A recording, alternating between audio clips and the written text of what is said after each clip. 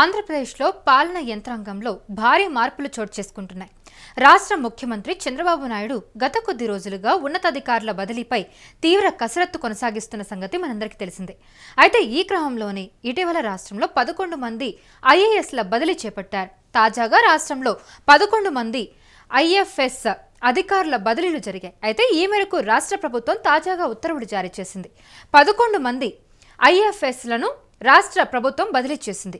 ఈ మేరకు సిఎస్ విజయానంద్ ఉత్తర్వులు జారీ చేశారు. ఒకసారి వాళ్ళ డీటెయిల్స్ చూద్దాం. పర్యావరణ అభివృద్ధి కార్పొరేషన్ ఎండి రాజేంద్ర ప్రసాద్, అటవీ అభివృద్ధి corporation MD SS Sridhar, AP కాలుష్య నియంత్రణ మండలి సభ్య కార్యదర్శి ఎస్ శ్రీ శర్వానంద్, అటవీ అభివృద్ధి corporation regional manager S Srikanth Nath Reddy, అలాగే Srisailam project tiger circle field director B Vijay Kumar, conservative of forest Kurnool circle B V A Krishnamurthy, రాష్ట్ర సిల్వికల్చరిస్ట్ బయోటెక్నాలజీ రీసెర్చ్ సెంటర్ అధికారిని M Babitha, deputy conservator of forest G G Narendran, అలాగే తిరుపతి డిఎఫ్ఓ వి సాయిబాబా, ఆత్మకూరు అటవీ శాఖ deputy director G Vignesh Appavu, Nellore అటవీ అభివృద్ధి corporation regional manager P Vivek. త్వరలోనే భారీగా ఐపీఎస్ల బదిలీలు కూడా ప్రభుత్వం చేపట్టనున్నట్టుగా తెలుస్తుంది. ఇందుకు సంబంధించి చంద్రబాబు నాయుడు కసరత్తు కొనసాగిస్తూ ఉన్నారు. అలాగే మరోసారి ఐఏఎస్ అధికారుల బదిలీలు కూడా చేపట్టనున్నట్టు తెలుస్తుంది. అయితే రానున్న 2-3 రోజుల్లోనే అధికారుల బదిలీల ప్రక్రియ పూర్తి చేయాలనే ఆలోచనలో సీఎం చంద్రబాబు నాయుడు ఉన్నట్టు తెలుస్తోంది.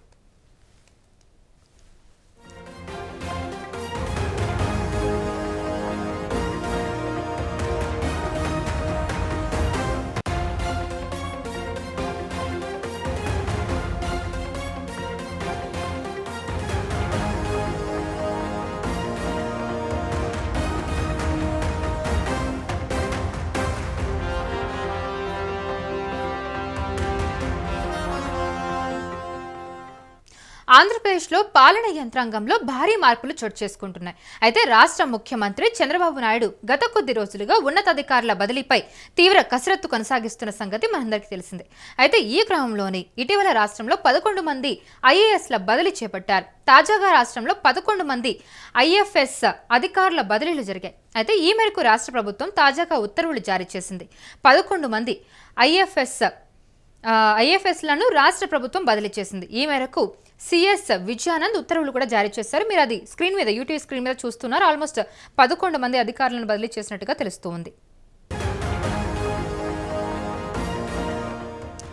త్వరలోనే భారీగా ఐపీఎస్ల బదిలీలు కూడా ప్రభుత్వం చేపట్టనున్నట్టుగా తెలుస్తుంది.